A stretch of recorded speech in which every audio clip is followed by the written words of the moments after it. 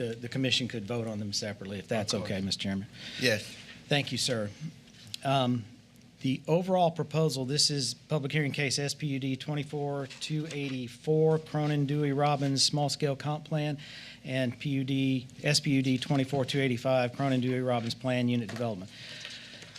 Under the overall proposal, this is an annexation, small-scale comp plan, and rezoning on 9.9 plus or minus acres on the north side of Dewey Robbins Road and east of US 27 to allow for future development of 48 attached single-family units, along with a commercial component of a maximum of 15,000 square feet.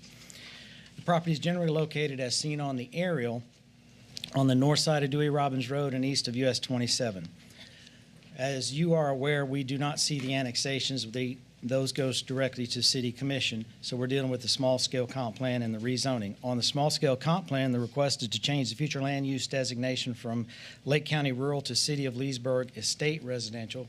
And on the second case, the rezoning, the request is to amend the current zoning from Lake County A Agriculture to City of Leesburg SPUD Small Plan Unit Development. I have Max Van Allen, planner, to be presenting the maps and photo exhibits, including the aerial zoning, future land use, surrounding land use, wetlands, flood zones, and CRA maps. Thank you, Mr. Miller. The first image is the extended aerial showing the subject property east of US 27 and north of Dewey Robbins Road. The aerial image shows the subject property closer, directly north of Dewey Robbins Road.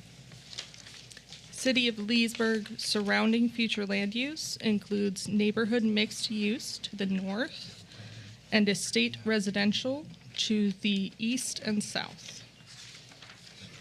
The Lake County future land use includes rural on the subject property and to the east and west, and then rural transition to the west. The proposed future land use is low-density residential. The City of Leesburg surrounding zoning is PUD to the north, east, and south. The Lake County existing zoning on the subject property is A, agriculture, and is surrounded by A to the west and east, and there is also RP and CFD in the surrounding area. The proposed zoning is SPUD, small planned unit development. There is flood zone in the north portion of the property, as shown here, and wetlands also present in this area. The subject property is surrounded by Commission District 3. Surrounding land uses include non-agricultural acreage, residential, and pasture-improved hay. The city boundary and ISBA map shows that the property is not within city boundaries at this time due to the annexation, and the property is within our Leesburg ISBA. The signs were posted as per legal requirement. The top image is a close-up of the sign on the property from Dewey Robbins Road. The bottom image is looking north into the property from Dewey Robbins Road. The top image is looking east along Dewey Robbins Road. The bottom image is looking south across Dewey Robbins Road. And the top image is looking west along Dewey Robbins Road. That's all I have. Thank you, Max. With that, we'll move on to the departmental review summary. The project was sent out to all the city departments, including Lake County Government and Lake County School Board. Under the city departmental responses, the electric department stated it's outside of the city service area. Otherwise, there were no substantive comments from the departments. And again, when no comments are provided, they're indicating that each department has the capacity to serve a proposed development. School board notes that the project will be subject to school concurrency review and may be subject to a mitigation agreement to provide adequate stations within the school system. In other words, the applicant does have to provide adequate stations, or adequate school stations for the kids must exist within the system prior to it moving forward. That comes a little later in the development process. Lake County Public Works Department responded with the following comments. The requirement for adding turn lanes on Dewey Robbins Road at the development access point. Additional right-of-way along Dewey Robbins Road would be needed. Left and right turn lanes would be required at the access points on Dewey Robbins Road. And a sidewalk along Dewey Robbins Road frontage would be required. Under the public responses per the Florida statutes and City of Leesburg Code of Ordinance notices requirements, the project was legally advertised, posted, and letters sent to the surrounding property owners. Staff did receive a number of responses who expressed great concern about the potential for retail uses in this area that, as you're aware, is surrounded by single-family homes. Naturally, these are legitimate concerns.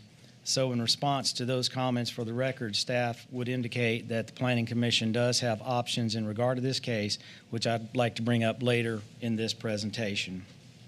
Under the PUD requirements, the current proposal consists of 48 attached single-family residential units plus 15,000 square feet of commercial uses. There are no other uses permitted other than the commercial and the residential within this proposal.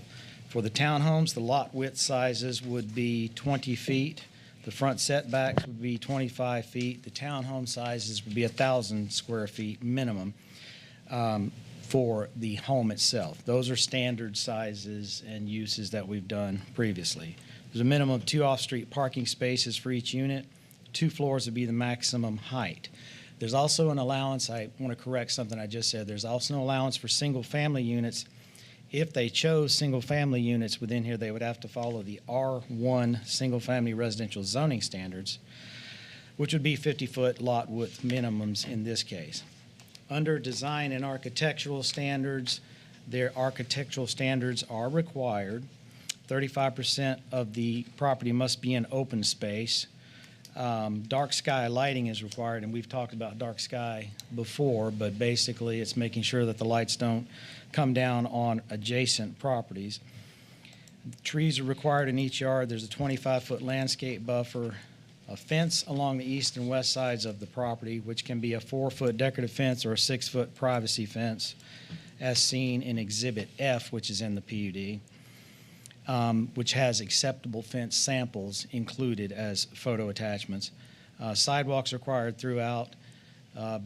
St. Augustine grass is prohibited. It has to be Bahia or Bermuda or something similar that doesn't use as much water. There's access requirements along Dewey Robbins Road, which we talked about from Lake County's comments will require XL, decel turn lanes. The main access point would be a boulevard into the development with a landscape median, and then the signage would be a decorative entry feature, which we generally put in any kind of subdivision when it's allowed by code. There is a separate playground area planned for this of 9,600 square feet. That's not much, but there's 48 units at 200 square feet per unit, so hopefully I got the math right on that. And then finally, there's a phasing or expiration clause which says if the development is not substantially commenced within 4 years, 48 months, there's an automatic reversion to the RE1 zoning standards, which is 1 acre per unit that we've talked about before. All the development must be on city water and wastewater, so there are no wells or septics in the system. I'd like to go ahead and read both recommendations and then briefly go over the PUD, if I may, Mr. Chairman. Yes, sir. Under case SSCP 24-284, amending the comp plan from Lake County Rural to City of Leesburg Low Density to allow for townhome and commercial uses, the Planning and Zoning Department is recommending approval of the request for the following reasons. 1, the project meets the requirements of Chapter 163.3187 Florida statutes for small-scale comprehensive plan amendments. 2, the proposed request is compatible with the adjacent future land use designations of City of Leesburg neighborhood mixed use, estate residential, Lake County rural, and rural transition as conditioned in the PUD. The request is 3, the request is compatible with the proposed zoning of City of Leesburg SPUD and the surrounding zoning districts. And 4, the proposed request is compatible with the city's comprehensive plan, future land use element, goal 1, objective 1.6, The action requested on the small-scale comp plan amendment from Lake County Rural to City of Leesburg Low Density is to approve and forward this recommendation to the City Commission for their consideration. Under the PUD recommendation for rezoning from this SPUD 24-285, rezoning from Lake County A to City Agriculture to City SPUD Small Plan Unit Development, Planning and Zoning Department is recommending approval of the request for the following reasons. The proposed request for SPUD zoning is compatible with the current surrounding zoning districts and previously zoned development, including City of Leesburg PUD, Lake County A, and RP, as conditioned in the PUD.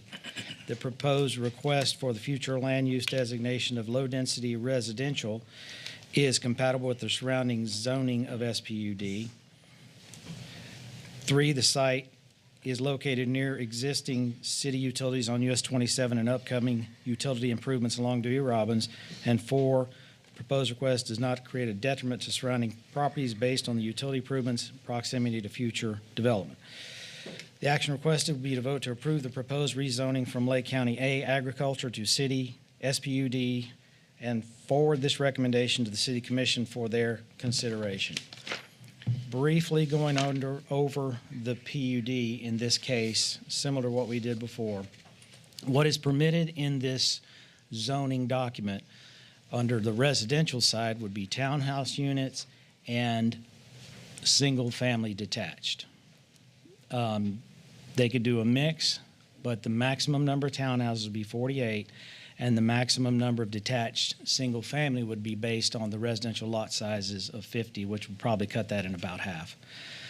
Under the permitted commercial uses, and this is the concern that was expressed to us by the surrounding property owners, we have medical, veterinary, retail, multi- and single-story self-storage, daycare or elderly daycare, office space or professional offices such as insurance, boat and RV services, personal services, assisted living, and flex space. So there's a number of uses that are placed within this.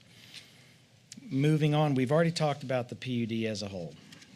Standard PUD conditions that you've seen many times with the landscaping and the 25-foot buffers, the access points, and everything else. The concern that staff wanted to ask you about, there are 2 ways to look at this. The applicant has requested retail along with the townhomes, medical, veterinary, self-storage, personal services, salons, and assisted living.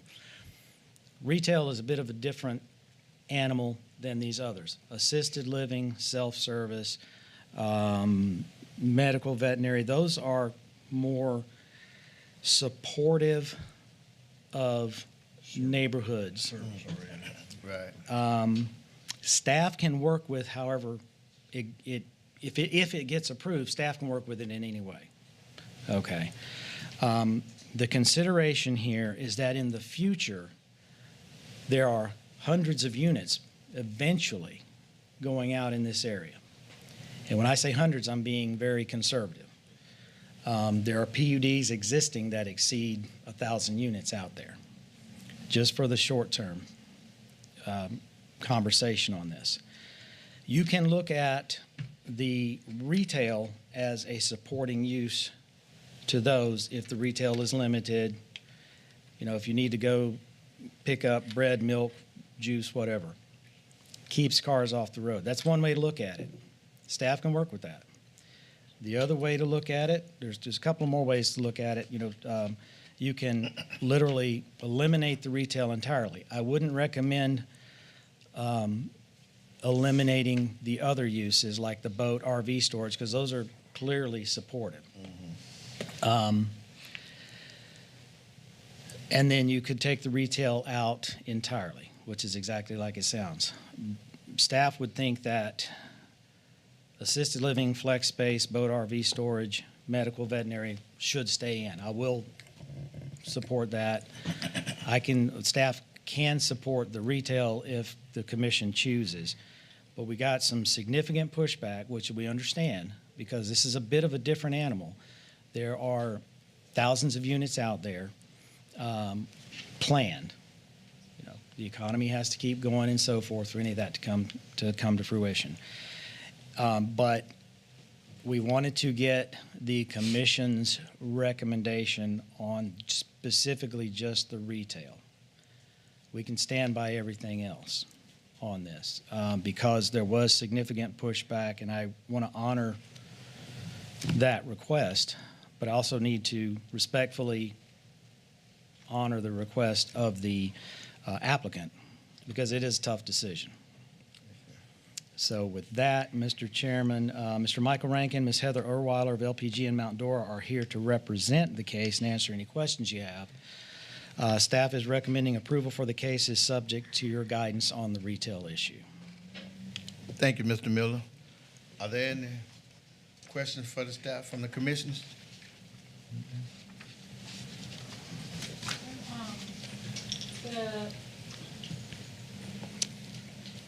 Almost forgot.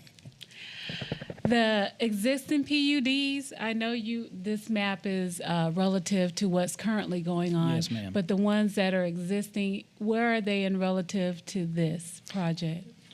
Next door, across the street, they're all over out there. Is it Hanover that's building immediately to the east, which would be to the right on this map? And there's Barkey, which is 1,700 units a bit to the south and east. So if we flip back to maybe an aerial or something, Melissa, please. Yeah, future land use, any of those would, let's try maybe a zoning or future land use and see if there's one, yeah, it may be in the zoning.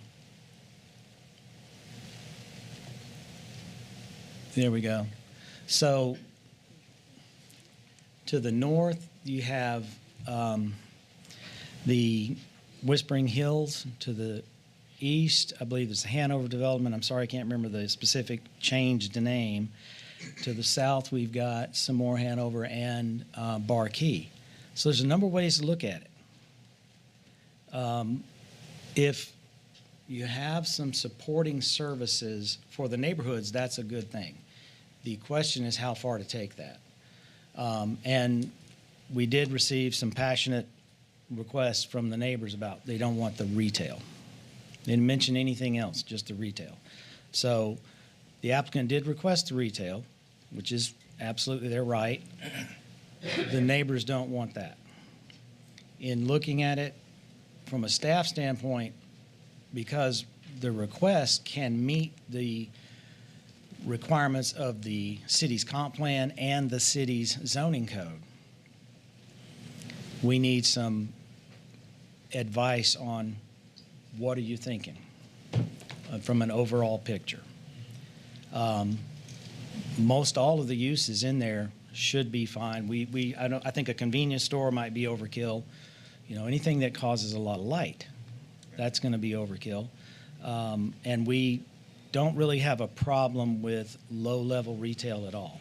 And we've discussed this with the applicant when they came in. But what has happened in the last couple of days, last day or so, we've gotten some pretty intense questioning from the neighbors. And so we want to honor that request and then honor the applicants who have brought this forward, honor the request that they have, and have a discussion with the commission about it, and then the applicant and the neighbors could also speak. Any more questions from the commissioners? I'd like to hear from the applicant. If not, is the applicant here today?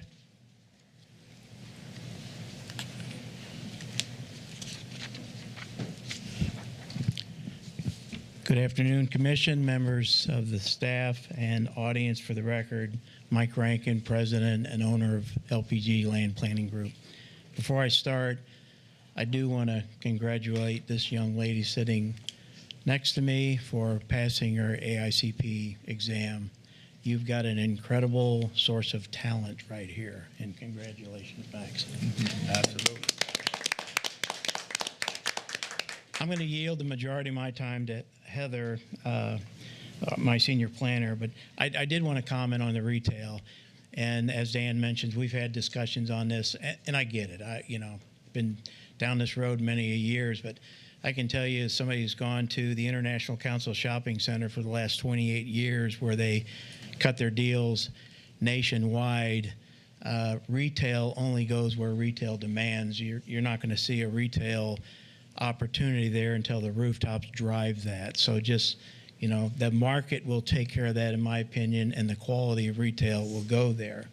And as Mr. Miller mentioned, you can see how the area is developing. In my opinion, this is one of the more quicker means of providing additional services for somebody that would live in that area. But I want to remind you that retail is driven by rooftops. You're not going to see the first venue on this development, in my opinion, would be a retail project. It would be rooftop development that would maybe drive appropriate retail there. And I'll leave it at that, and I'll yield to Heather. Thank you. You're welcome.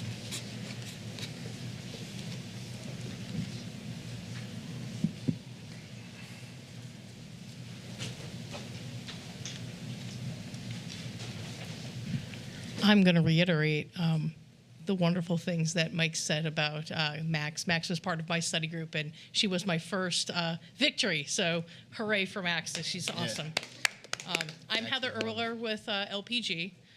And all I have to say here is that I echo what Mike is saying. The likelihood that we're going to see a significant amount of in this area immediately is very unlikely. Because of the fact that there are rooftops there, I think more likely you're going to see one of the other supporting uses, daycare or something like that, that would start as a commercial use here, because there's a need in the area for daycares in this entire southern portion of the city. Not to mention the other cities that border this that are also deficient in daycare availability. But more than likely, we're going to see the townhomes or the rooftops develop first in this project. With that, I'm here to answer any questions that you might have. But Dan, thank you. You did a fabulous job, as always, with presenting our case. I appreciate that. But I can answer any questions that you have. I don't have anything now. Okay. I can come back. Thank you, ma'am. You just let me know. Thank you. Yeah, don't leave. Did there anyone in the audience sign up to speak? Miss Joyce Graham?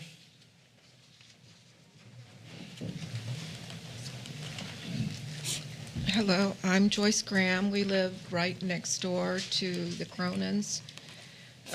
Our property is right in the middle between Hodges Reserve, which they're building now, and Excuse me 1 minute. Did you state your address? 6545 Dewey Robbins Road. We're right next door. Thank you. I don't feel townhomes is good for this area. There's so much development going on right now that Dewey Robbins isn't going to be able to handle this much traffic. It's already bottlenecking on Highway 27 coming into Leesburg. Also, retail, I feel like all retail, commercial, everything should be out on the highway. I mean, that seems to be a better use for commercial and retail is on the highway. And there's a lot of places on the highway that it can be put. There's going to be commercial along where the turnpike is all the way up to Dewey Robbins. They're already putting a Publix or whatever. There's going to be grocery stores and restaurants there to serve the area. So I'm really in opposition of this. We've lived out there since 1989. We had intended to live there the rest of our lives, but it looks like it's just changing for the worst. So I just beg you not to do this. At least exclude the retail and the commercial and change it to single-family homes. Thank you. Thank you, Ms. Joyce.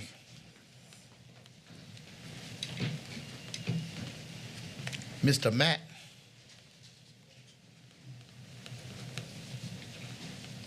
State your name and address, please. Full name is James Matthew Rail, and I live at, hang on a sec, I gotta remember where I live.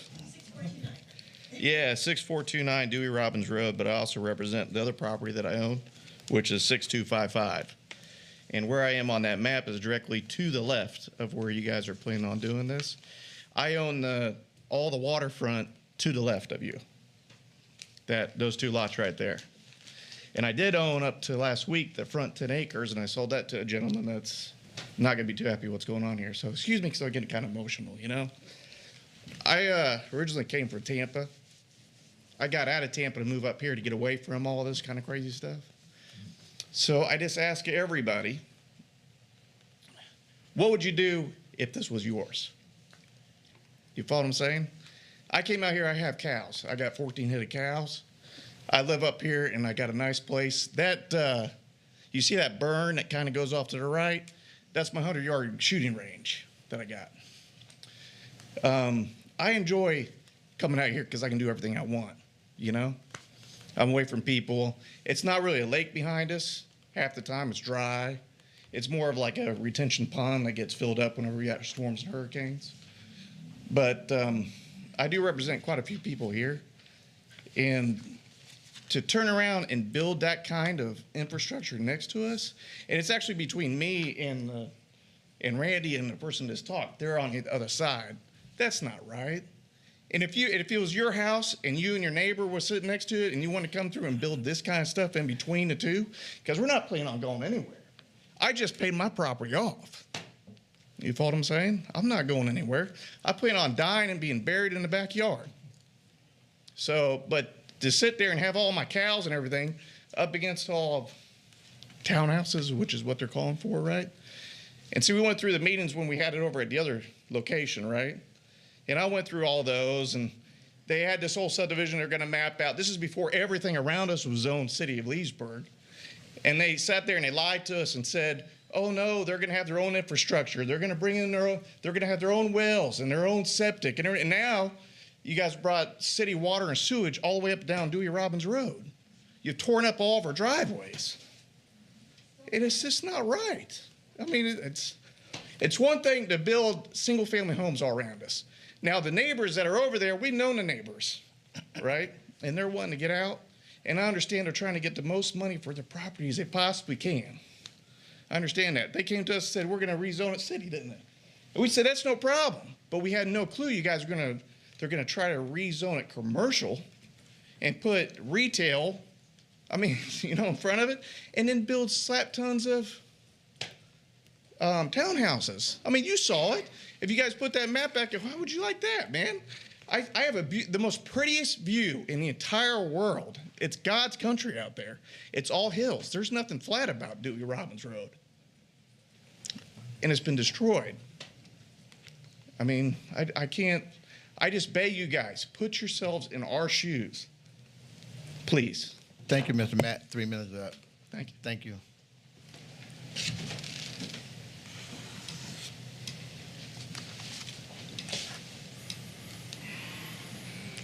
Ms. Laura Brown.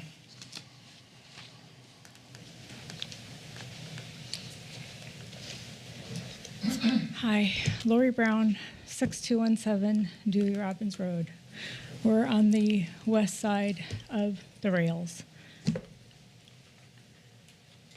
We also, none of us plan to ever move. We all enjoy our view, and you guys are going to take it away. Please, please, please don't do this. Just think of what Matt just asked you guys to do. If that was you guys living there, would you want someone to come and put those units in there? No. We all live out there for a reason. I enjoy his cattle. It's country. It's where your little kids get to go and run around or play on their little ATV things. It's the country area. It's not city. It's not, Dewey Robbins is not meant to become a city road. And yes, all of our driveways are still torn up because none of what you guys said at the other meetings last summer have come true. Everything on our road is destroyed right now. So please, I beg you, please, do not do this, please. Thank you.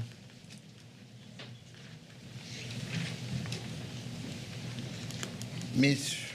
Reyes, have you been sworn in, ma'am?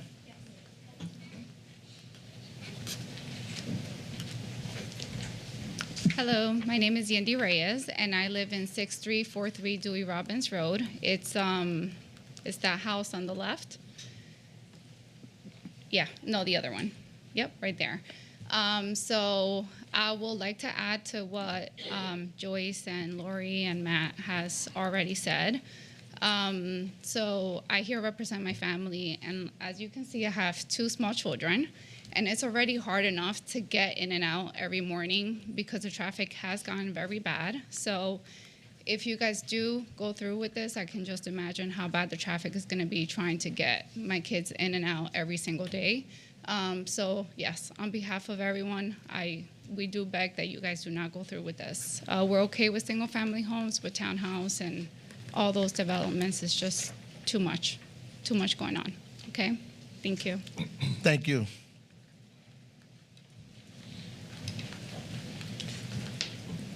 Ms. Elizabeth Brainer? Ms. Elizabeth? I'm not for this one. I'm for another case. Oh, okay, I'm sorry. Thank you. Would the applicant like to come back? Any rebuttals?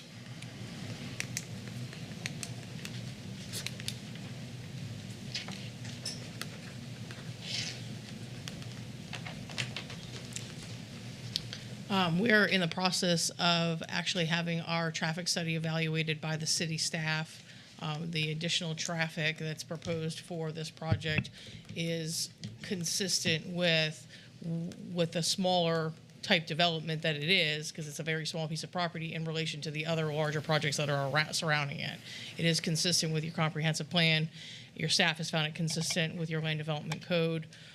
So we respectfully request you recommend approval of this project and move it forward to City Commission. And I can answer any questions that you have. I have a question for him. Ma'am, if this body chose to recommend single-family versus townhouses, would you still move forward with the project? We would go to City Commission with that recommendation from this body. That would not change our plan at this time. Okay. Would you, because I'm personally leaning towards single family versus townhouses over there, and I definitely have a problem with retail in the area. I could see where down the road, as you mentioned, once the development grows and the people are around, I can see maybe some retail, but at this time, I would personally have a problem with that. Any other questions?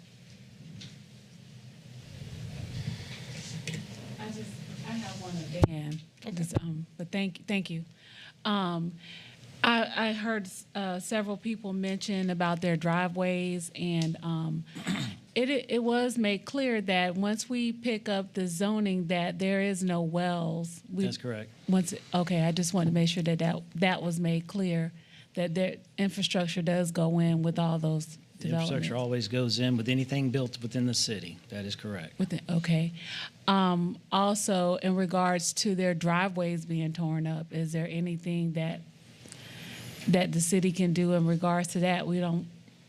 We can contact Public Works, the Public Works Department, who would then contact the developer who is paying for the infrastructure and tell them to get a move on it. You can't dig up somebody's yard and then right. just leave it like you want Right. to. You have to restore that. Okay. So, I mean, I think that's only right. But I just wanted to make sure that it was clear that once the city incorporates any type of zoning, that there's infrastructure, there goes the correct. wells and the septic and all that stuff that rotates back into city. That is correct. Okay, thank you. No more questions for staff. The public hearing portion of the case is now closed for discussion by the commission, and we will render a decision.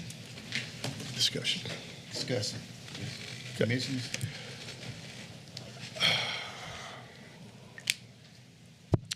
I don't think this is appropriate for this particular piece of property between two larger land parcels.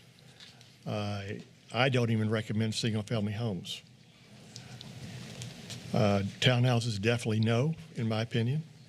Retail no, commercial no. I realize the entire area is going to be developed into a major development. This area here is one of the last remaining areas up there that's not being purchased and developed. So my thought is I'm against the whole process. I agree with Mr. O'Kelly on this one. I really think it's just too much out there that's going on, and no. I mean, you won't get my vote on it. Go ahead, sir. Mr. Seminole. This project seems to me like the TV show Yellowstone, where you take a beautiful piece of property with beautiful views, large properties, and ruin it with townhomes and clusters. So it just doesn't fit in this area. That's all. Yeah, I realize that development is going on all around this, but this is a little spot of large estate homes. And I've already expressed my opinion on it. I concur. We don't have to haphazardly stick something in there just because we have to. And I think it's up to the planners when they see that they help us help them with putting in things that are concurrent to what's going on around you. That is going to beautify, not just give more bang for your buck. That's done with. So I mean, I would like to request that we make a motion not to approve this. So I mean. Yeah, you're gonna do that. Yeah. I was just like, yeah, so we can go Well, move on. if there's no further discussion, I entertain a motion. My motion would be not to approve, and I don't know if we have to do those separately or together. Separately, okay, but it would be for the first one. We could start with the homes, I'm sorry. Roll call. Commissioner Kaplan? No. Oh, you say, wait a second. Motion, yes. The motion is to disapprove. Yeah, yeah. Right. Yes. Well, wake up. Sorry, I'm just knowing my mind. Yeah, he's denying, so he's voting yes. Motion to disapprove. Commissioner Kelly? Yes. Commissioner Marshall? Yes. Commissioner Sanders? Yes. Commissioner Carter? Yes. Commissioner Bowersox? Wonderfully, yes. Commissioner Simeone? Yes.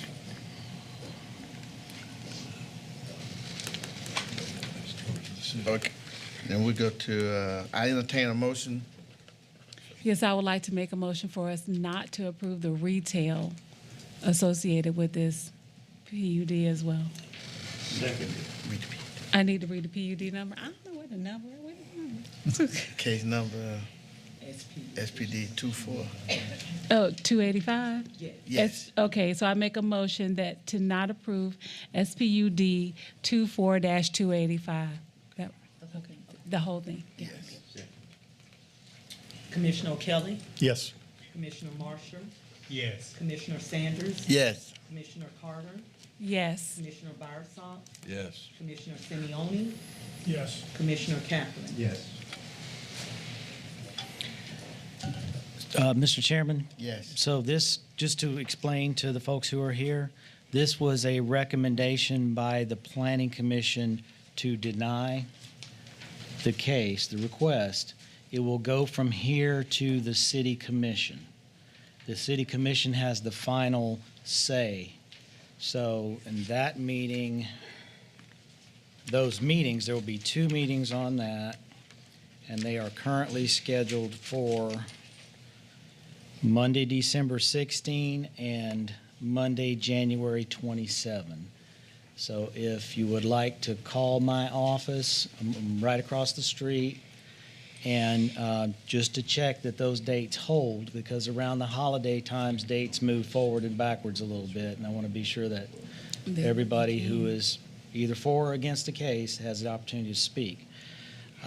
So first reading, December 16, the city commission will just read it. The second meeting is where they make their final decision, and that is planned for January 27. Thank you, Mr. Chairman. You're welcome. Thank you, Mr. Miller. Okay.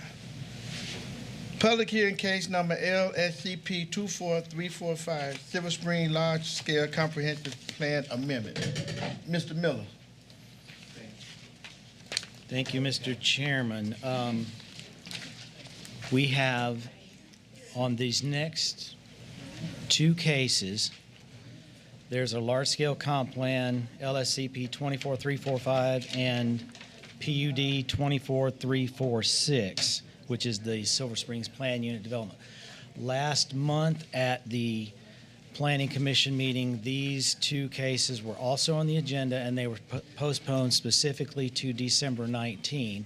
And we kept them on the agenda to make you aware that they are coming back December 19. My question, and I'm sorry I didn't get a chance to talk to you earlier, Jennifer, to the city attorney, is because it was voted last month to go to December 19, do we have to vote again to move it to December 19? No, you've already moved it to a date certain, so you're fine. Thank you. So it was on the agenda just so you'll know that it is coming back. Right. And so if there's nothing on that. We don't have a motion. No. Okay. Okay. Thank you, Mr. Chairman. That takes care of those two. Yes, sir.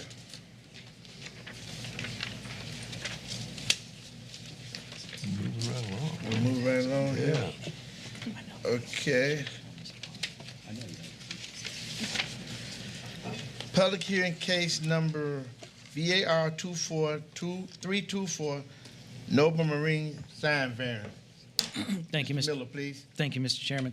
Under the background for this case, subject property is generally located south of US 441 and west of North Boulevard, east of North 3rd Street, west of North Palmetto Street, as seen on the aerial on the screen. This is the Nobles Marine property, which is the aquatic, the boat sales and service, which has been there for many years.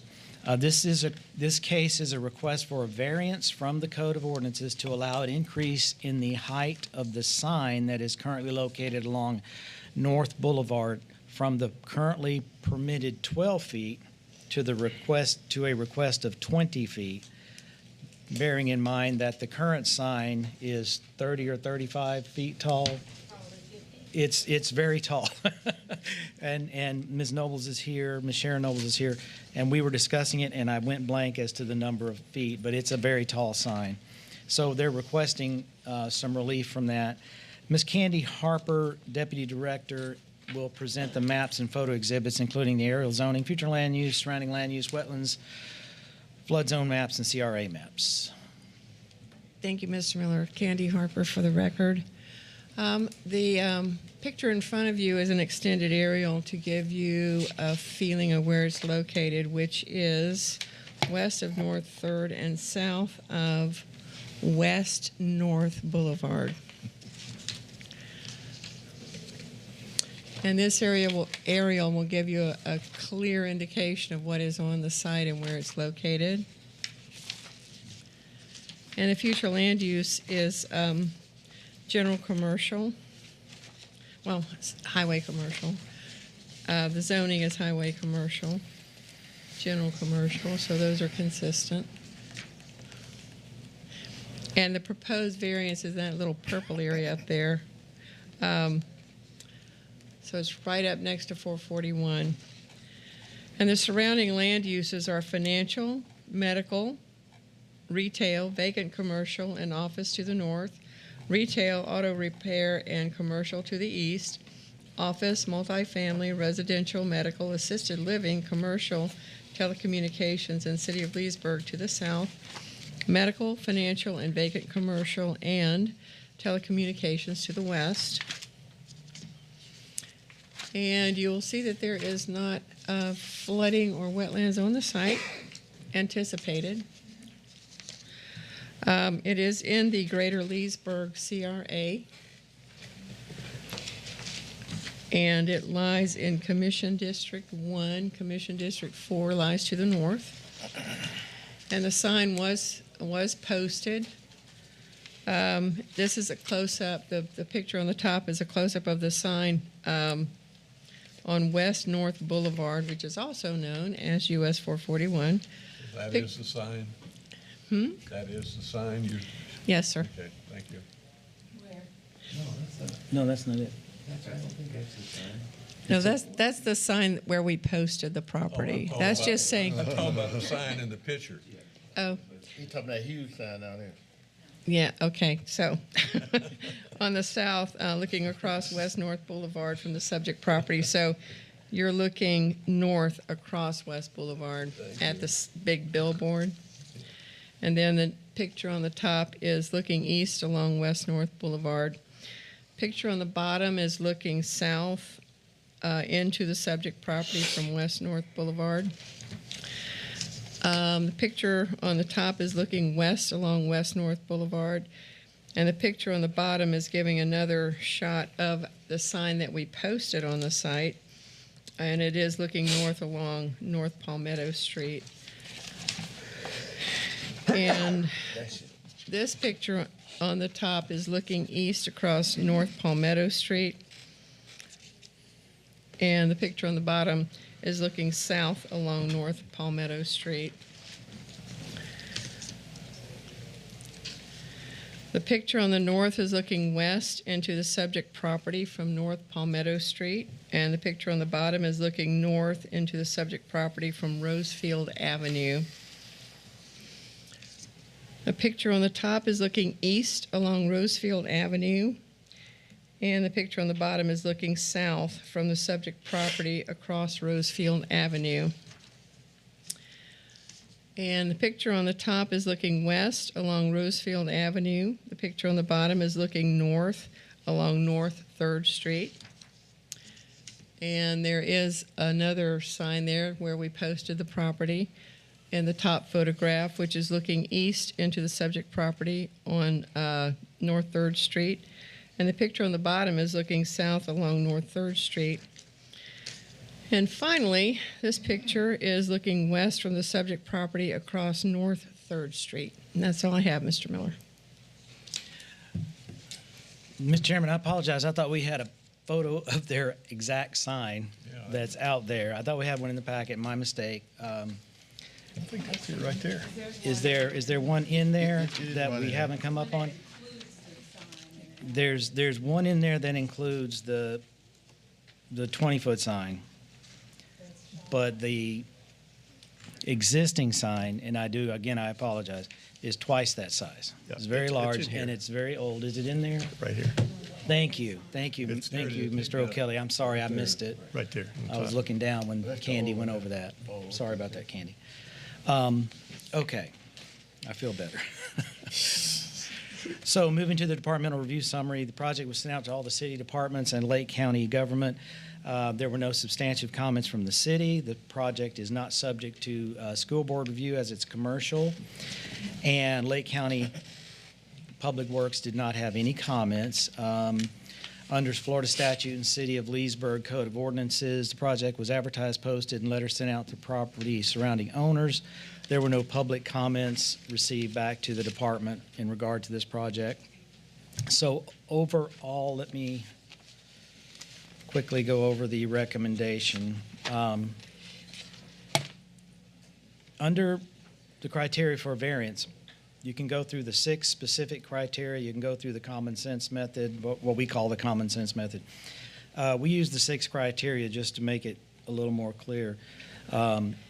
Beginning with, are there special conditions and circumstances that are peculiar to the land? And the property does have an irregular shape bordered on 4 sides by a public right-of-way, which makes future expansion impossible. Are there special conditions and circumstances not as a result of the applicant?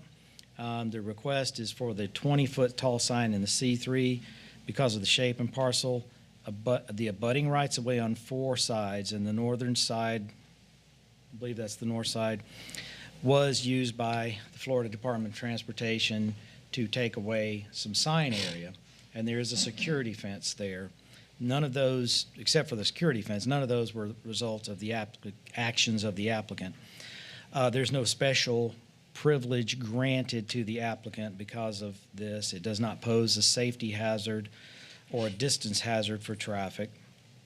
Would the literal interpretation of the zoning ordinance deprive the applicant of rights common to other property owners in similar zoning districts? The answer to that is quite possible, simply because of, in a case of a large product, boats, bulldozers, cars, whatever, sometimes there is a need for security fencing, and you would lose some space based on the security fencing moving. So we felt like the sign height coming over the fence would be a fair allowance. And is this the minimum variance allowable?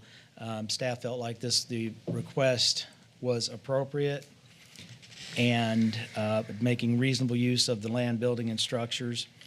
And then finally, is the request in harmony with the general intent and purpose of the zoning ordinance, and it would not be injurious to any other properties in the area. And the proposed sign we cannot figure any way that it would interfere with the general intent and purpose of the Code of Ordinances or the City of Leesburg Comprehensive Plan. And then one comment that was not written in there that I was going to make on this particular issue is we're finishing up with the city's overall comprehensive plan. It's going to be, we hope, adopted Monday night. Once the comp plan's over, we redo the land development regulations, and you'll be seeing those. Within the land development regulations, staff believes that the sign ordinance does need some amendments. So essentially, what Mrs. Nobles is requesting would be covered, I believe, under the new sign regulations. We haven't finished writing them yet, but I wouldn't recommend approval if I wasn't comfortable with that. So, under finding and conclusions for the recommendation for case number VAR 24324, we are recommending approval of the request on the specific wording in the Code of Ordinances. The request does not create a negative impact to surrounding property owners, does not create a sight distance hazard for traffic, and will allow for economic growth of an ongoing business. Staff is recommending approval of the variance for the subject property to allow for the construction of a 20-foot tall sign as requested by the applicant. And thank you, Melissa. There is a copy of the sign. It'd be very similar to this electronic message center, the standard Nobles Marine with the rope and the anchor that they've used for years. So with that, Mr. Chairman, staff is recommending approval. Thank you, Mr. Miller. Any questions for the staff? Mr. Simmons. The picture that I believe we were talking about in that area, looking east along West North Boulevard, it looked like it was damaged by the storm. Is that being taken down and this is being replaced with it? Yes, sir. Okay, and the physical height of that is 20 feet? Of this one, it'd be 20, and the old one is more than double to 20. Right, but that's coming down. It's damaged Yes, sir. anyway. Okay, thank you. It's been deteriorating, Sharon, for quite some time. Yeah, Milton. And so, within the request for this variance, they're also applying for one of the facade sign and landscape grants. So it has to meet specific criteria, and it has to look good. Diane Yeckel's the manager of our sign grant program, and she will make sure that it is a nice-looking sign, and 99 out of 100 look exactly like what they bring in when it comes to that. Okay, thank you, sir. Yes, sir. If no more questions from the commission, is the applicant present? Would you like to come up? Yeah. State your name and address, please. Sharon Nobles, 437 North Palmetto Street, Leesburg. Thank you. Would you like to say? Yeah, so we are proposing the 20-foot sign because if we went with a regular 12-foot sign, I feel like that would cause a burden on us because we would need to move our fence line on 441 about 10 foot in, losing our display of boats there, which is our only highway frontage there. So that would be a burden for us to have to lose the boat display and move the fence in to allow for a shorter sign. So I felt with this type of sign, you can see the little 6-foot man, That's the size of our fence. We could still have the sign on the other side of the fence protected and still have the height so people can see the name of the business. Mr. Chairman, Sharon just said what I was trying to say for 5 minutes, so. Need to work on that, Dan. So I have a question, Sharon. I thought your name was Sharon Nobles Moore. Legally, it's Sharon Nobles Moore, but work I still go by Nobles because it just makes sense. It's more noble. Yeah, I've been a Nobles all my life, right? Okay. Thank you. Thank you, Ms. Noble. Mr. Chair, if you don't mind, I'd like to make a motion on this.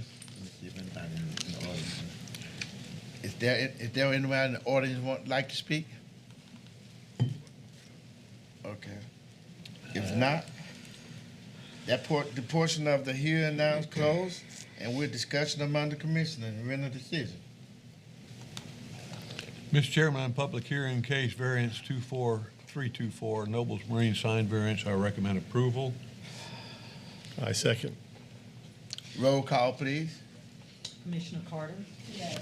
Commissioner Firesaw? Yes. Commissioner Simeoni? Yes. Commissioner Kaplan? Yes. Commissioner O'Kelly? Yes. Commissioner Marshall? Yes. Commissioner Sanders? Yes.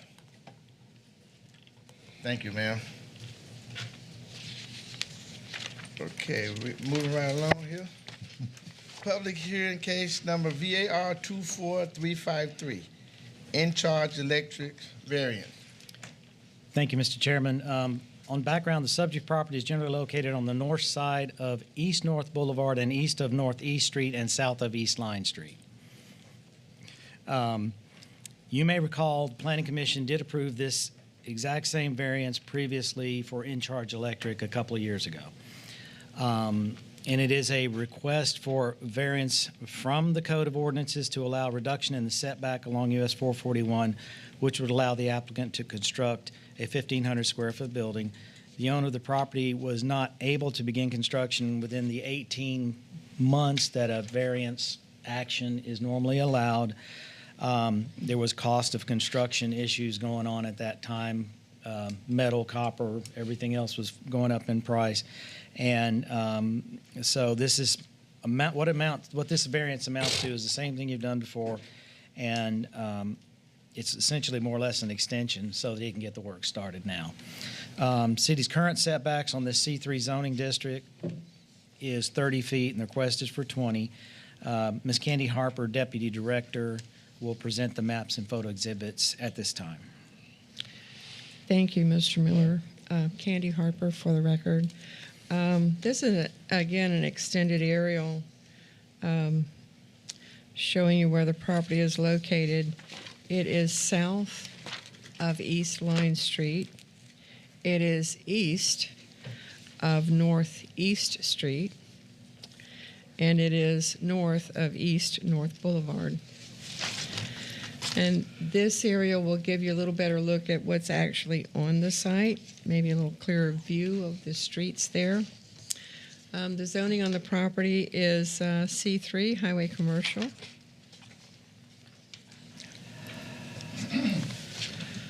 The future land use on the property is general commercial. The proposed variances across the face of the entire property, as you can see in bright pink.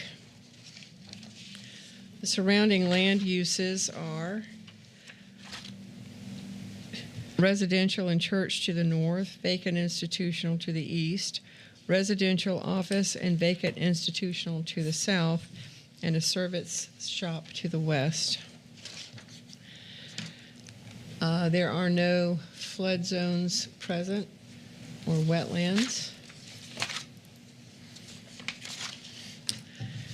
And the property lies in the 27441 community redevelopment area, and Greater Leesburg CRA lies to the south. It does lie within Commission District 1. And the picture on the top is a close-up of our sign posting, the notice that the property is undergoing some public scrutiny. It's a close-up of the sign of the subject property as seen from US 441. east-north boulevard. And then the bottom picture is a little bit wider view so that you can see the sign in relationship to the building. You're looking north from US 441, east-north boulevard into the subject property. The picture on the north is looking east along US 441. The picture on the south, or on the bottom, is looking south across US 441 from the subject property. And the picture on the top is looking west along US 441. Picture on the bottom is looking north across East Line Street from the subject property. And the picture on the top will show you our posting sign again, and it's looking east along East Line Street. The picture on the bottom is looking south across East Line Street. And the picture on the top is looking west along East Line Street. The picture on the bottom is looking north along Northeast Street. And the picture on the top is looking east into the subject property from Northeast Street. And the picture on the bottom is looking west across Northeast Street from the subject property. And that's all I have, Mr. Miller. Thank you, Ms. Harper. With that, we move on to the departmental review summary. The project was sent out to all the city departments. As it's commercial, it did not need to go to the Lake County School Board. The department responses, there were no substantive responses from the city departments. And again, it's not subject to school concurrency. Lake County Public Works had no comments on the request. Per Florida, under public responses per Florida statute and City of Leesburg Code of Ordinance notices, the project was legally advertised, posted, and letters sent out. We did not receive any comments, written comments regarding the project. I did have a brief chance to meet right before the meeting with a couple of gentlemen who may like to speak on the project. And moving on, Mr. Chairman, to the recommendation. Again, this is a by-the-book variance. You've passed one before, but going through, it's the same one that was done previously. Under the variance criteria for case number VAR 24353, for special conditions and circumstances, the property is more or less triangular or and is bordered on three sides by a public right-of-way. Special conditions and circumstances are not a result from the actions of the applicant.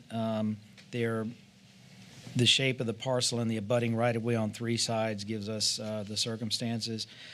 The granting of any special privileges we're not really seen here because the warehouse structure would be 37 feet north of the public right-of-way, 20 feet north of the public right-of-way, would not pose a public safety, distance, sight hazard for the traffic, and would be further north of the right-of-way than some existing buildings that are there.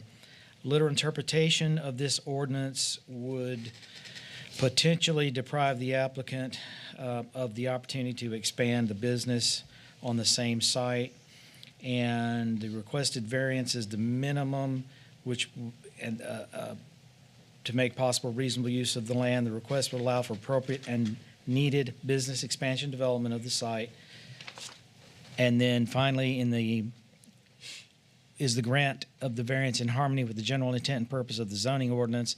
The proposed business expansion or the building construction on this site does not appear in any way to interfere with the general intent and purpose of the city's comp plan or zoning ordinance. The findings and conclusion is that the request does not create a negative impact to surrounding property owners, does not create a sight distance hazard for traffic, will allow economic growth for an ongoing business. Therefore, staff recommends approval of the variance for the subject property to allow reduced building setbacks as requested by the applicant. Mr. Chairman, staff is recommending approval, and Mr. James Brush is here to answer any questions you may have. Any questions, Commissioner, for staff?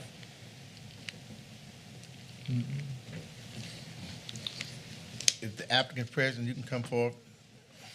State your name and address, please. James Brush, 910 Hawk Landing, Fruitland Park.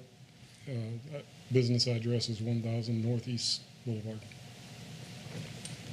You like to state anything? I just want to say thank you for your time, and I hope everything goes through and we can move forward. Yes, sir. Thank you, sir. Yes, sir. Appreciate it. I have two people from the public. Is that correct? Mr. Anthony Washington? Here. Would you like to speak? Come up, sir. Absolutely. Come on and state your name and address, please. Good evening. Good evening. I'm here along with my standing crowd in the back, supporting this issue here. My name is Anthony Washington. My wife is here with me, Bridget Washington. We're native Floridians. We're both retired. She's a 42-year educator. I'm a retired law enforcement investigator. And we decided to retire here in Leesburg. Address, please. I'm sorry? Oh, Address. okay. I'm sorry. We decided to retire here. Oh, I'm sorry. I apologize. Currently, we live out of state in Georgia, but we have a home and several lots here. The address is 1011 North Boulevard. We're 200 feet. We're across the highway over from the aforementioned business. We're planning on moving here within the next 2 months. We're also planning on bringing my mother-in-law, who's 88 years old, who grew up in this community, along with her parents and family members. She's going to stay with us. So we, in the opposition of this particular warehouse, all the businesses within that little area have been converted houses. To have a warehouse built at that location. Now, I don't know if I did not hear it correctly, but there's a school within 75, 50 feet of this particular business we're speaking of. Out of my front door, when we sit in front of the trees, we can have an open area that we can look across and enjoy looking at these young kids play. The aesthetics is what I'm concerned about. I'm concerned about the property values. When businesses come in, it's just a matter of time before taxes are increased. And usually when these businesses come in, they do not assimilate with the community. They come in, they check in, and they check out. And I've had the opportunity of attending one planning commission, and I was somewhat surprised and taken aback by the questions that are posed to these businesses. For the most part, these business owners do not live in the area. They do not live within the city. So they have no vested interest in being concerned about what happens. That place is going to be congested. I don't see questions asked according to how many vehicles going to be there. And anytime you think of a warehouse, you think of traffic because the supply's got to come in and leave. How many employees do they hire within the community? How do they assimilate within the community? When I was a kid, businesses were there within my community. You can go to the park and look on the jersey of those baseball teams, you will see the business name. That does not take place these days. The purpose is to come in and what? Make money. They're not concerned about the aesthetics of how it looks. They're not concerned about my property values. And I should be able to enjoy, along with my 88-year-old mother-in-law, a nice, comfortable community that's vibrant. We should not be turning those residents into warehouses. Thank you. Thank you, Mr. Washington.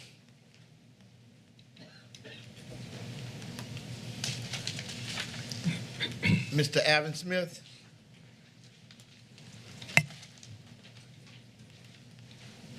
How you doing? I'm Alvin Smith. My address is 26019 Meadow Breeze in Leesburg, Windsong, but I'm referencing 1010 North, US 441.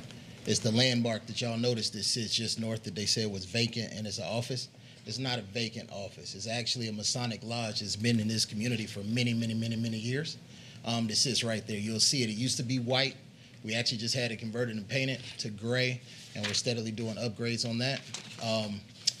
It's the concern of the warehouse right there, seeing that we do a lot of different things in there. Like the gentleman stated, it is a school that sits at the church that's directly across the street that little kids do play at, and it's quite often every day with traffic. You will see them there as we sit over there when we're doing meetings or giveaways, as such we did today, where we gave away approximately 31 different dinners for turkey dinners for those in need. complete dinners that they didn't have to pay for, that they can cook for their families for Thanksgiving. We do bike giveaways, toy giveaways, different events that we host at that particular location and that space that will bring not just the eyesore, but it'll bring unwanted traffic, unnecessary traffic in that area. I don't know if you can bring up the other picture that shows really close. I'll show you how close it is. But if you look right there, and you'll see it, you'll see the church was just established right to the right of us on that picture. If you go down Lime, that church is established as well. It's another church that they just established right there, that they just actually began, and I believe they've been in there for now 6 months? About 6 months, and they have picked up their involvement in the area as well. We do have a lot of members and friends and family in the actual neighborhood. Speaking of 30, I don't know if y'all ever drove off of that street, but when you look, I think it's called, when you come off of Lime and you get ready to turn onto the main road, I don't know if you've ever tried to turn out of that particular area when the cars are coming down that hill. You're gonna say that going 20 feet off the road is not gonna obstruct view. I beg to differ. I turn out of there now and it's obstructive view because those cars do come down there pretty hastily. How many accidents have been avoided? It's been a few. Most of us who come out of the neighborhood know either go there or go up top and try to come out, but it's still going to interfere in that particular area. It's just not good for that community. As it states, there are a lot of offices, space, homes turned into offices and businesses. It needs to stay that way. That community is actually starting to vibe, grow, and get a little bit builder, a little bit more. And different people are moving in, and they're starting to love that environment. Thank you, sir. Thank you. Would you like to come back? Yes, please.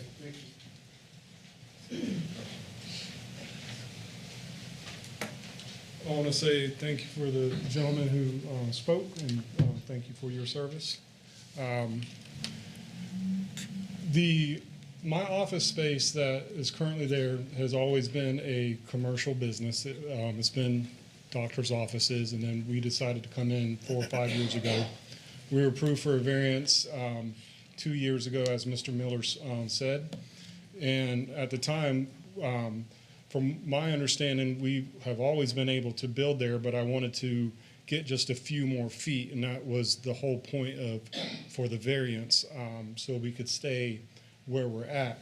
The business beside us is a lawnmower shop, and then, as the gentleman said, a Masonic Lodge, a church, and then the church behind us. As far as the concerns with the traffic, I do agree that it is difficult coming onto the highway with the location. However, the building is going to be set back far enough where it's not going to obstruct the cars that are going. The building will not, it's going to be in line with my current building right there. So it's not going to change, it's not going to make it worse or better. And then as far as the one concern where the gentleman said that it's going to bring in more traffic, that's simply not the case. All the warehouse is going to do is allow us to stock items that we stock now in our building. We're not going to have semi-trucks or anything like that. We have a normal delivery from Besco or City Electric. They come around on Eline Street, and they either park at our garage or they park in our parking lot to do deliveries. So it's not going to impact traffic in that area. So the warehouse is going to be pretty much in your front door, where you are now, because I know the building. Yes. Okay. So Right where the hand is. the warehouse will be in this area here. Okay. It does not, and Dr. Persons, that is the pastor of the church. Yeah. His biggest concern was it going to block his sign? Because he has a monument sign right here. And we're 20 feet, give or take, maybe 22 feet from here going that way. And I don't know, for the Masonic Lodge, a lot of times I'll drive on the weekends, and it's never been a problem. I don't care.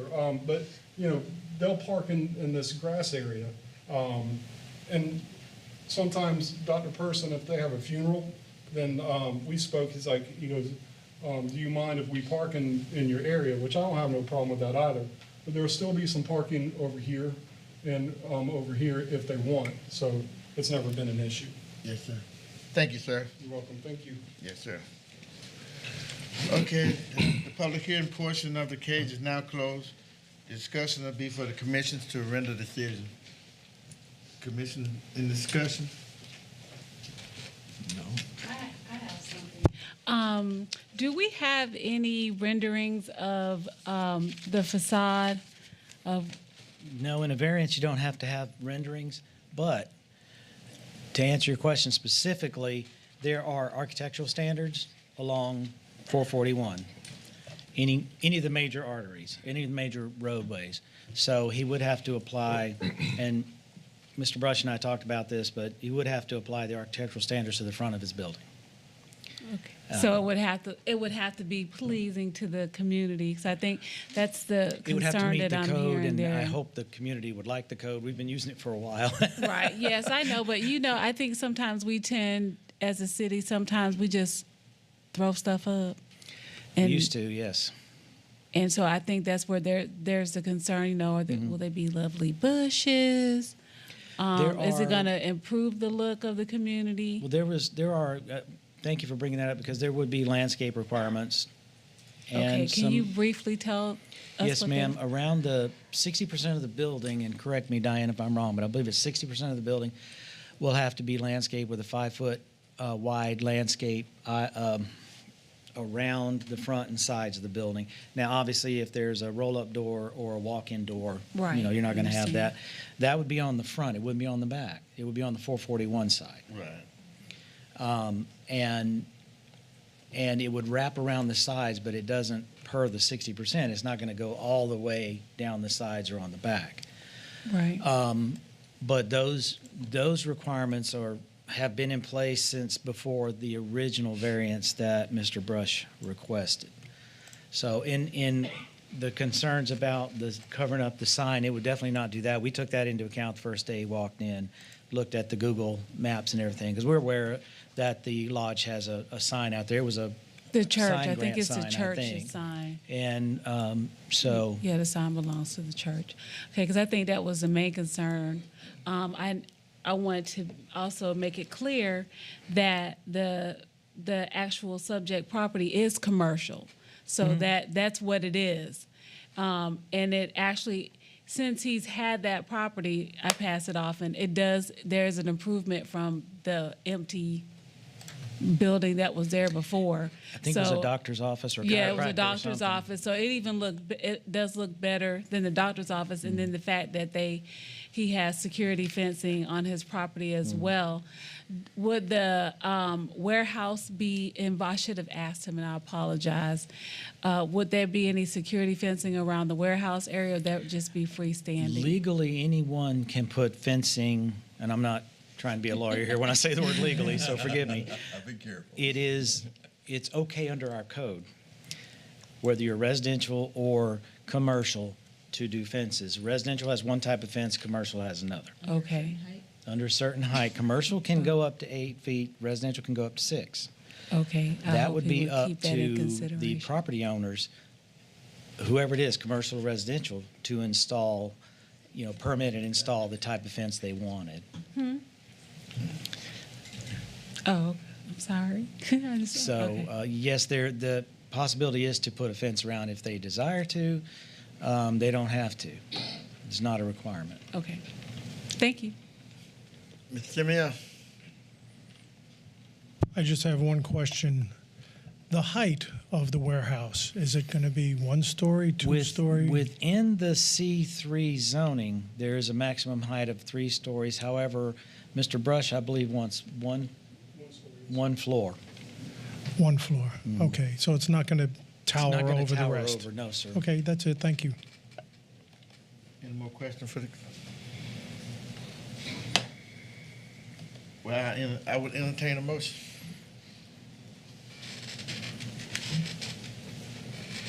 Go ahead, Mr. O'Kelly. sorry, I don't have a case number on my computer. So I don't. Case number BAR 24-353. For case number BAR 24-353, I recommend approval.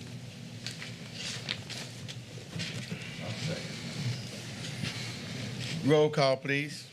Commissioner Barsal?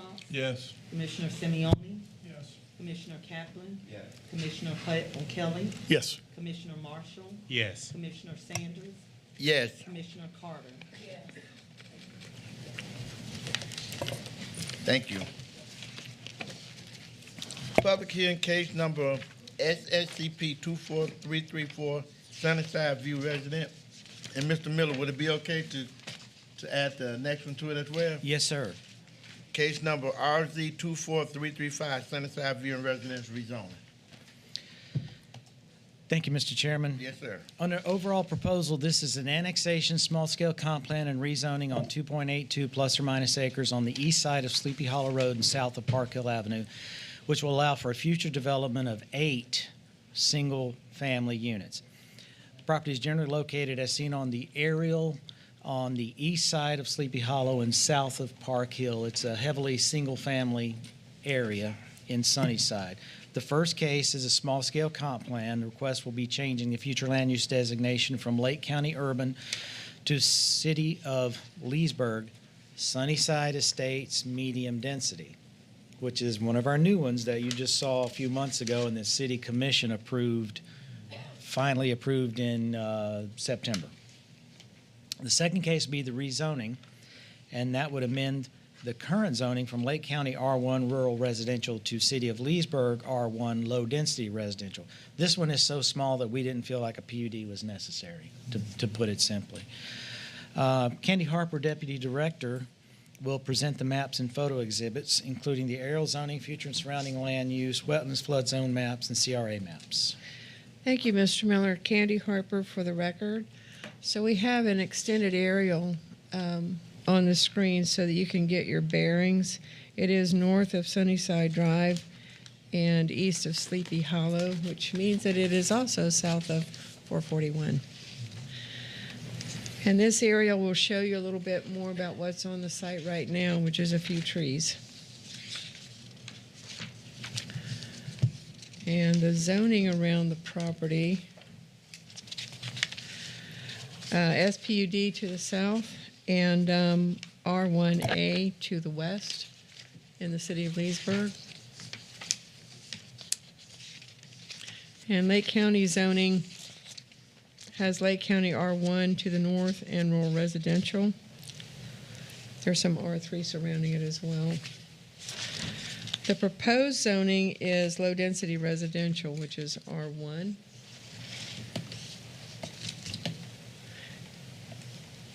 And the future land use shows that nearby future land use is Sunnyside Estates.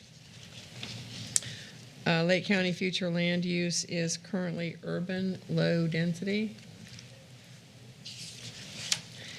And the proposed future land use is Sunnyside Estates medium. Surrounding land uses are to the north, residential, single and multifamily.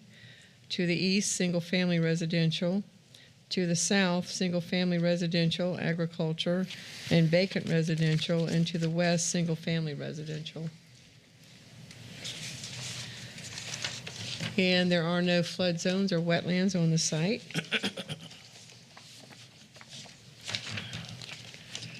And the community redevelopment area is to the north of this property, lying along US 441, so it's not shown on the map. And so the property is not in a CRA. And it does lie in Commission District 5. So the picture on the top of the screen is a close-up of the sign posting the subject property from Sleepy Hollow Road. The picture on the bottom is looking north along Sleepy Hollow Road from the subject property. Picture on the top is looking east across Sleepy Hollow Road onto the subject property. The picture on the bottom is looking south along Sleepy Hollow Road from the subject property. And the picture on the screen now is looking west across Sleepy Hollow Road from the subject property. That's all I have, Mr. Mayor. Thank you, Ms. Harper. With that, we move on to the departmental review summary. Project sent out to all city departments plus Lake County Government and School Board. There were no substantive comments from the city departments. The school board noted that the project will be subject to school concurrency review, and as stated earlier, they will be subject to either a mitigation agreement to provide adequate stations, or adequate stations will have to be available, meaning capacity for the students will have to be there. And they will work with the school board on that directly. Under Lake County Public Works, they responded with the following comments. The proposed access location will need to be flipped to allow better spacing from the existing intersection for the Park Hill subdivision. An additional right-of-way in Sleepy Hollow, along Sleepy Hollow may be required. And then a sidewalk along Sleepy Hollow would be required. As the project was designed, and because this is a straight zoning, we don't have to have we're not required to bring in a site plan or facades or anything like that. We've had discussions with the applicant, and he's fine and understands what the city is looking for.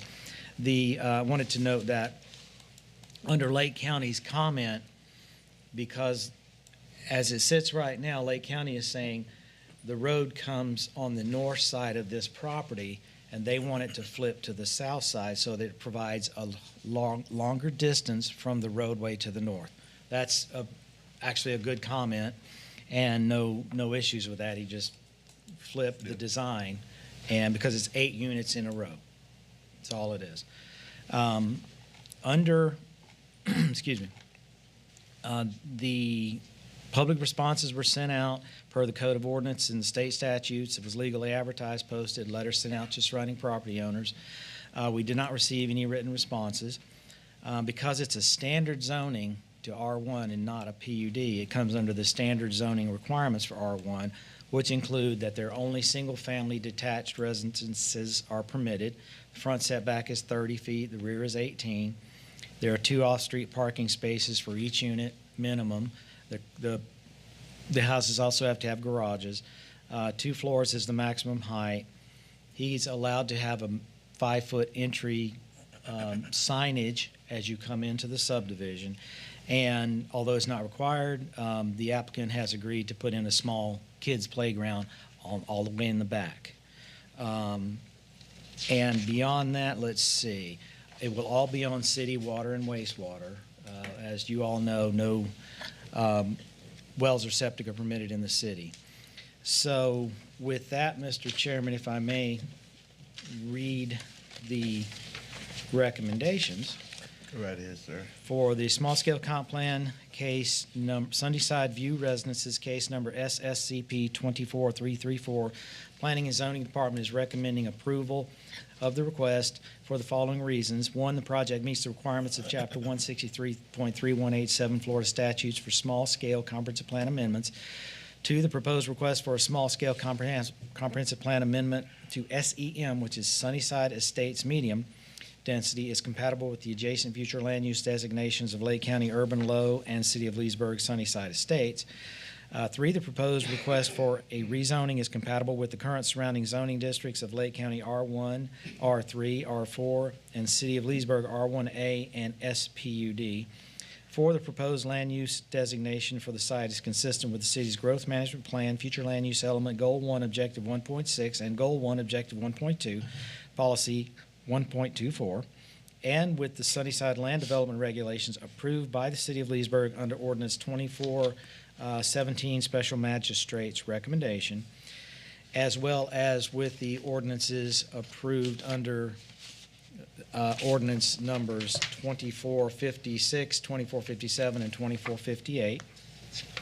The action requested is vote to approve the staff recommendation to change the future land use of the subject property from Lake County Urban Low Density to the City of Leesburg SEM Sunnyside Estates Medium Density, and forward this recommendation to the City Commission for their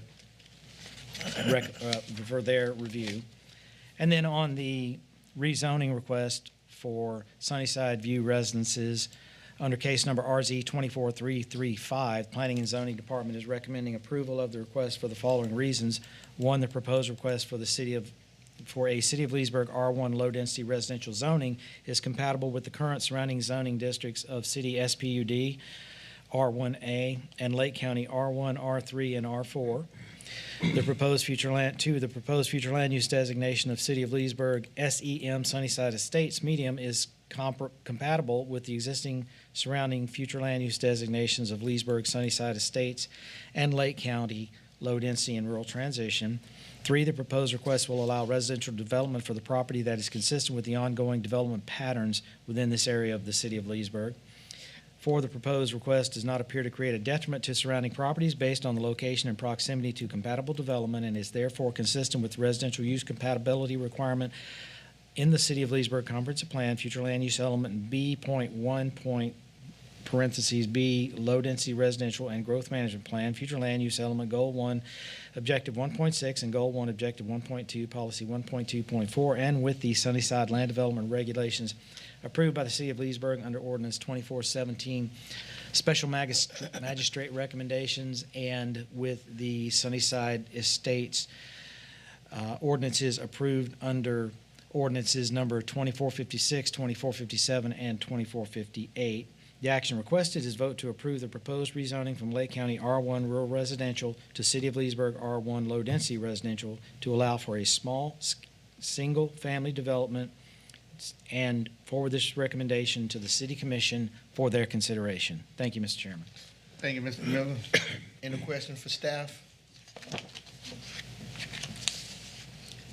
If not, would the applicant like to come forward to present the case?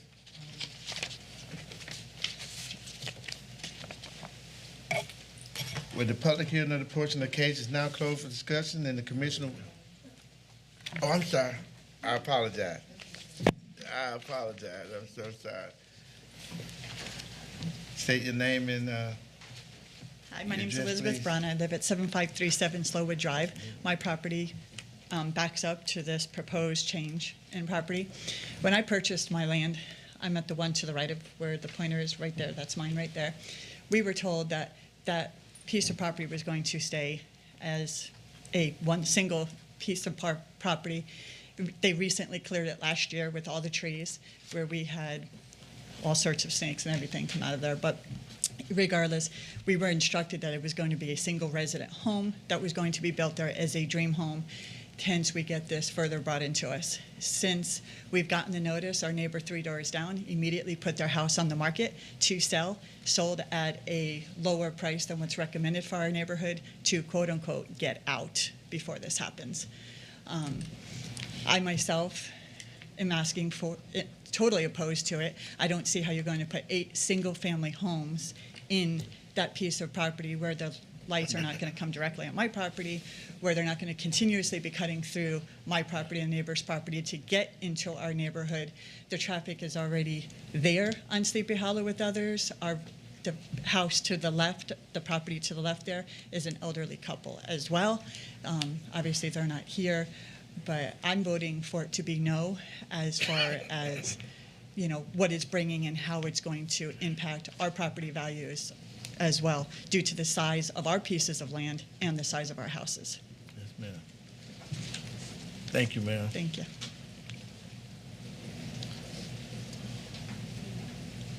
And now we'll close the public hearing portion of the case and discuss among the commissioners to render a decision. No, I had a question for the applicant. Okay, great.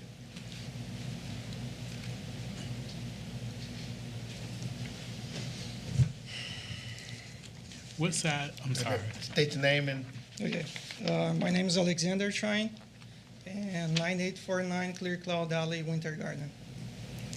So Sunnyside View, it's a very small development. He has a question.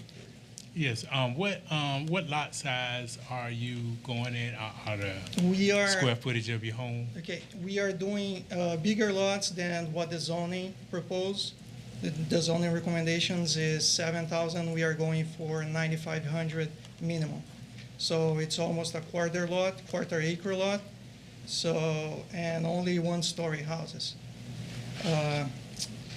From what she said about the lights coming on her house, I don't think it will happen because we have the houses on the east side of the property, and we have the common areas on the back side of the property where it backs her property.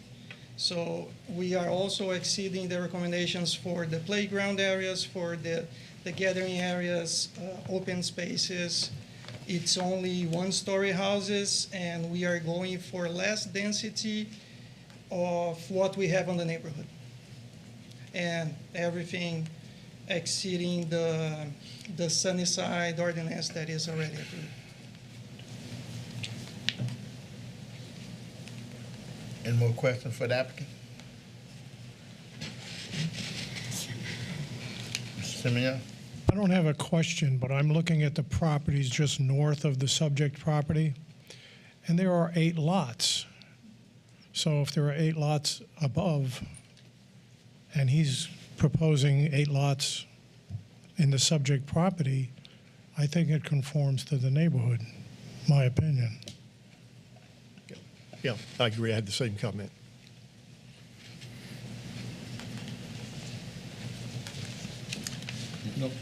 No more questions for the applicant? Thank you, sir.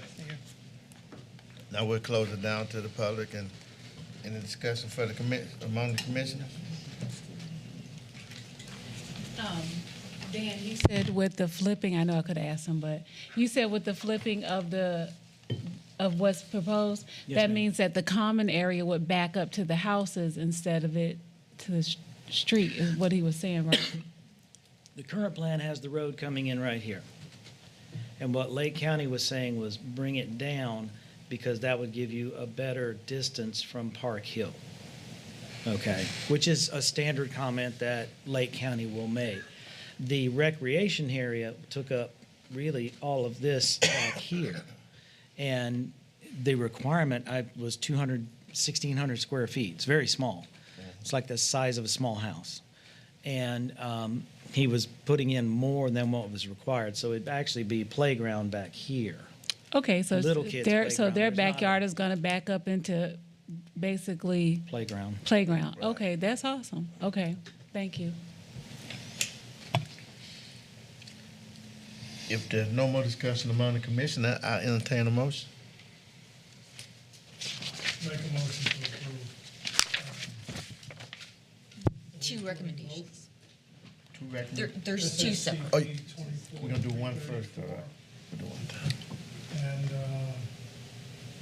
RZ 24. No, just the first one. Just the first one? Yes, sir. 334.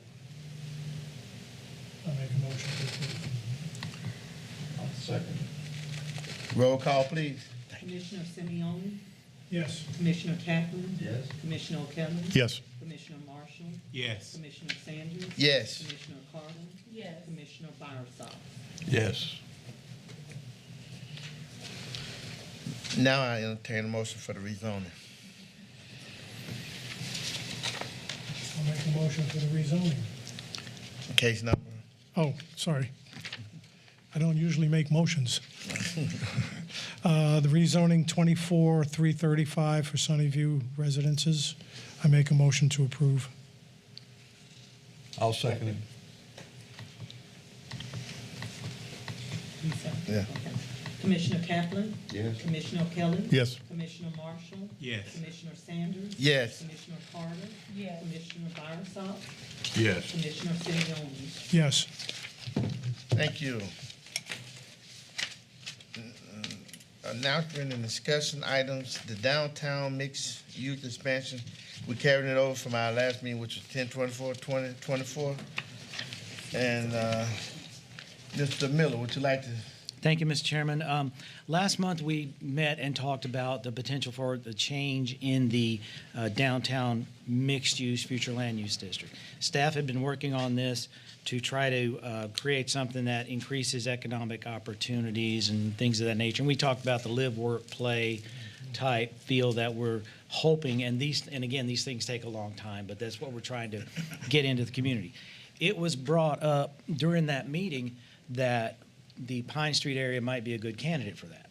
So, and I want to particularly thank Commissioner Marshall for bringing that up, because as a planner, you're looking for, when you're doing boundaries on any kind of district, you're looking for a major road, depending on where you are in the country, a road, a body of water, mountains, highways, anything that gives you something to break off a district. So we just put it at Canal Street, just like downtown mixed use currently exists and has for many, many years. And when it was brought up, Candy and I and staff discussed this and thought it was a great idea. We took it to the city manager, and I think he had told Candy do it before she finished saying, hey, let's talk about expanding the district. So we got great support from him, and I believe that Ms. Harper also met with everyone individually, and there was full support. So it's really, really good news.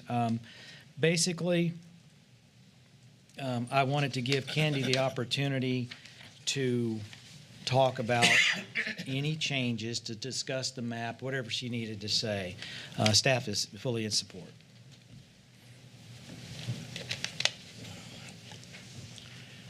Thank you, Mr. Miller. There's really not much to say except thank you for everyone who was able to take time out of your day and come talk to staff. That's always very helpful. We do the best we can, but we don't have 7 individual minds in the office with us, and that's what we need. So what you see in front of you is what's existing in the downtown mixed-use future land use area right now. And because of this, I started going through old aerials and the original downtown Leesburg map from 1912, I believe. And I started pulling out aerials that came forward every 5 or 10 years. And it does show that the area has grown over time and the street names have changed. And this is just another example of a city growing. And what this will do, we hope, of course, we can only throw the seeds out there. We can't guarantee they're going to grow. But what we want this to do is provide opportunity for businesses and opportunity for different types of housing units and more of them. And if you look at this very close, you'll see that the hospital is very near the boundary, and Romac is very near the boundary. And if you'll go to the 15-minute mile map that shows where you can get to in 15 minutes, you will see that the inner circle is half a mile and the outer circle is a mile. So you can see from the center of that geography how far you can walk in about 15 minutes. That's pretty good. So that will show you if we allow more and different housing types in that area, people will be traveling more and more on foot. And the other way to look at it is that the Magnolia Trail lies to the south, and the Leesburg Wildwood Trail lies to the north. So you could make a circle around the entire city.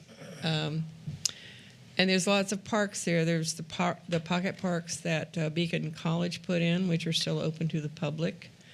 And there's also Veterans Memorial Park within this site. So we hope that people will take a look at this and begin to think about their properties differently. There is vacant land out there that can be developed, and this will give them, I hope, greater latitude to make different decisions about what they might want to do with their properties.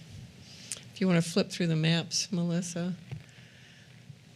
Yeah. So this will just show you where it's located in terms of the community redevelopment area, historic area,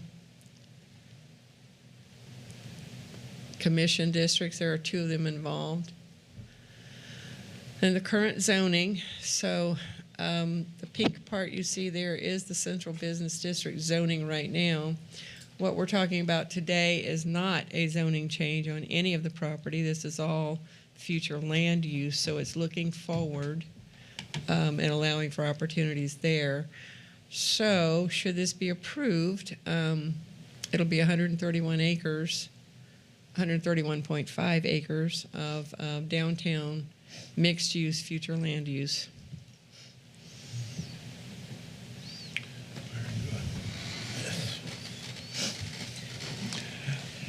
Any question for staff? No, but I'd like to make a statement, and that is, staff, thank you.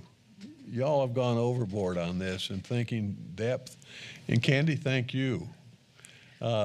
We got you from Sumter County, and I'm glad. Well, I just need to say thank you, Mr. Bowersox, but Commissioner Marshall started it. Well, that's His fine. question started it, and I Commissioner appreciate Marshall, that. he starts a lot of things. And thank you, but hats off to you, Candy, personally. Well, thank you. Thank you. Mr. Chairman, Candy did an awesome job, and the rest of the staff did on this, and I have them to thank because I was out of town for a large part of it. Yeah, I wanted to back that statement, and I also wanted to let staff know that you guys are appreciated, and I can say that your follow through so far this year has been you guys get an A. I won't say A+ because I don't want you to slack. But your follow through has been good this year, so I appreciate. I'll go ahead and the give him an efforts. A+. You're gonna give an A+. I ain't gonna do it. No, just do it. Yes, because thanks for doing that, Commissioner Marshall. That was I know that. We appreciate That was good. Thank you, Commissioner Frey. So now we still need to entertain a motion on it. I think it's just a discussion It item. was, right, we did last month, correct, Sabrina? Okay. There was an approval last month, but an agreement to bring it back Okay. with some discussion about the expanded area. Okay. What we were most happy with was the positive reception from every single member of this commission, plus the city manager, plus everyone we talked to and everybody on the staff. So it made our job really easier, and we appreciate that, and everyone coming in to talk to Candy and work it out. So You that mean was great. Al Benner actually agreed with us? Absolutely. Oh, that's good. It was great. Okay. Is there any other business One- of the board or announcement? Mr. One Miller? last announcement, Mr. Chairman, as Mike and Heather mentioned earlier in the meeting, our own Max Van Allen took the AICP test, American Institute of Certified Planners. If you've ever taken it, you'll only want to take it once. And it's very tough, and it covers a wide range of subjects in regard to planning, and it's changed every year, so you never know what they're going to concentrate on. It's scary, isn't it? And it can put a kink in your neck trying to figure it out.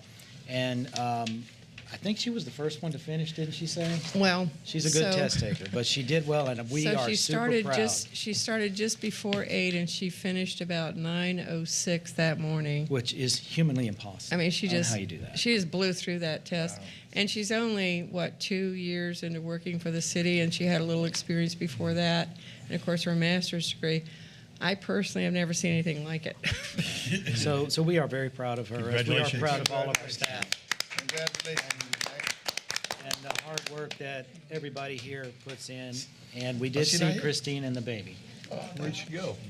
I thought she was back there. Max was, but she had to leave early. So as soon as her cases were done, she was excused. But we're very proud of her. Okay. Good job. Okay, so with that Here's said, the minutes. meeting is on. Thank you, sir. All right.